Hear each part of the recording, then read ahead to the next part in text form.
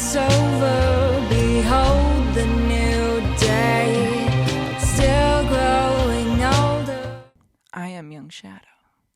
So, my artist name is Young Shadow, and I pour all of my creativity into this project. I'm very much equal parts a visual artist as much as I am a music artist, too. During the daytime when I'm not working, I'm just Caroline Cerrone. That's my birth given name. But to me, that separation is very important. When I am present in my work, this is who I am. These are the different characters and archetypes that I'm embodying. I get to channel through Young Shadow. It's such a great creative outlet. But I really need that separation of like, and now I'm just Caroline. I'm just, wearing my PJs and eating my popcorn and having an off day. And that's like, or going for a hike, whatever, getting dirty and just being human. I really need that. I have been in Nashville a little over a year now, and I love it here. I love the spirit of music is literally everywhere, and there's such a strong emphasis on songwriting. And, I used to live in LA, and I'm not from there. I'm from Chicago. Being in LA, it was the perfect place to be a freelancer, and got so much great work. There's plenty of work all the time. And then when I decided to make this change of focusing more on my art and being a songwriter, Nashville made so much sense. I got this name, Young Shadow, inspired by Carl Jung, who is my favorite psychologist, and I am super into psychology. I think that understanding the workings of our own mind is what gives us ultimate freedom in our life to achieve, to manifest, to create. The existence of our dreams lies within our psychology. Our minds are so powerful. When we get the junk that's clogging everything up out, it's like, wow, like this magical moment where you learn things easier, you connect with people easier. Your existence, your life is just joyful. There's just and content and peaceful and blissful. The shadow part of my name comes from shadow work and diving deep into oneself, particularly confronting fears and also exploring things that you're ashamed of and why that is, and embracing compassion towards the self, exercising parts of the self that have been weak and neglected because of that fear and shame, and empowering it and embracing it. All of my art is an act of self-therapy. That's just the lens through how I work the most creatively. I deal with all of my trauma. There's one song that I wrote the first verse, and it was such a deep emotional process for me that I was depressed for a month after diving into just a verse of this song. And then the second verse, I was depressed for 2 weeks. And then the last verse, I was depressed for 2 days. And so just that process of working through trauma of there was something so profoundly heavy that I had not processed that I was carrying with me. And there's still parts that I'm still working with, But every time you go deep into those darkest places of yourself, it gets a little easier and easier. And that is the part where healing, sometimes we have to acknowledge our pain and be present with it in order to understand what the best medicine is for it. And this music is my medicine. So I'm hoping that my healing process can help to give some insight of how to inspire that within others.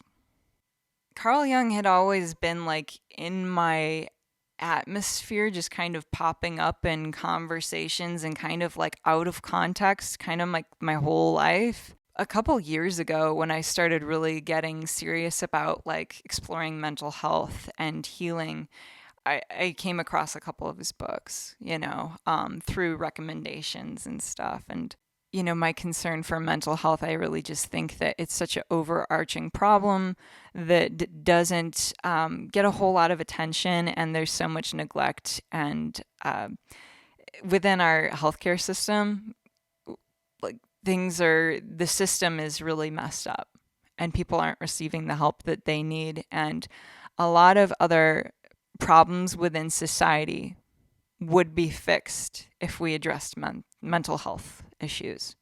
Carl Jung represented like a gateway between those two worlds, like being ultra analytical, being a doctor, someone who comes from a very scientific background, who really explored mysticism and alternative like healing modalities. That was so fascinating that could be, those two worlds could be connected, and that perhaps there are some sciences out there that we just don't understand yet. The vast interweaving of the universe and our place within it. Maybe we're not meant to understand it, but I felt like there are concepts and ideas that he really put a name to that help to really understand our place in existence, and also some really big keys to just enjoying our human existence now. How can we make life better now? He was pretty revolutionary. So, huge inspiration for me, Carl Jung.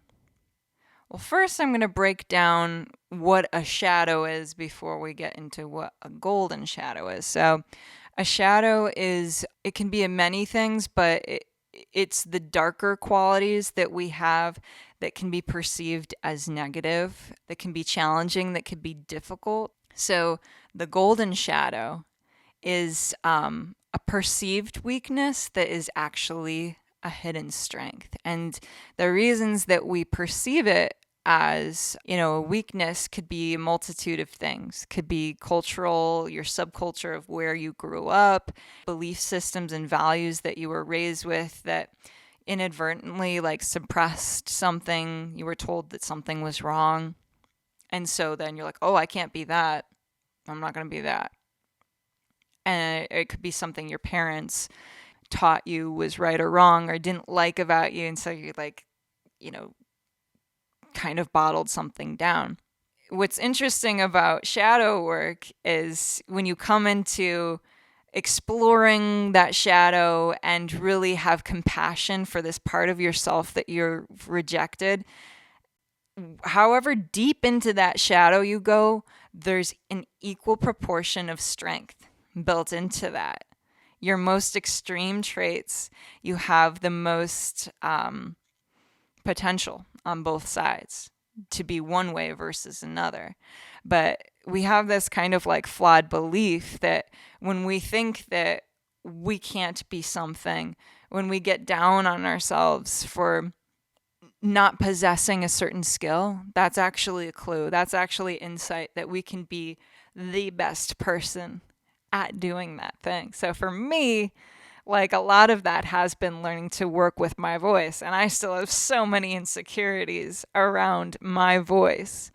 But I'm working on it. And this work has just like this shadow work of exploring what is my golden shadow, what is my hidden strength, I can't think of anything that's been more like healing and empowering to me on a soul level than this work. And so that's why I hope that, other people observe it and learn something from it and can extrapolate that process, make it work for themselves somehow. I may have half answered this question. So I think that piece of the puzzle in my life of not standing up for myself, not speaking up, really being a people pleaser, really trying to make other people happy and, self-sacrificing in order to keep the peace around me. That's been a really strong theme in my life. And there's been so many times where I have self-sacrificed. I've made myself very small, put myself in very destructive positions because I was afraid of rejection. I was afraid that if I were to do what I wanted, people wouldn't like me, that it wasn't okay, that I wasn't okay. And so my shadow work, and I have many shadows as I explore this terrain, it's like, wow, there's a lot going on underneath the surface here. But the one I'm primarily channeling at the moment through my artwork really does have to do with speaking my mind and speaking authentically, singing authentically. I think part of that piece of the puzzle has been discovering that like my vocal range and tone is different than a lot of what people tried to teach me. Yeah, just accepting myself for being different has been a really hard thing to unpack and to embrace that shadow aspect of, but I'm different. So, my hope for this release is to connect with people. I really hope that some part of my process inspires others to be a little bit more self actualized. You know, I do a lot of things myself. I'm a costume designer, I'm a visual artist, I'm a graphic artist, I'm sound engineering, I'm producing, I'm writing lyrics, I'm writing the chords, I'm performing things. And that's the short list, you know? So I hope on like that level that others can self-motivate and be like, oh wait, I don't have to wait for like all these other people to come into my life. I can just learn these skills on my own and make my vision come true, not need anybody.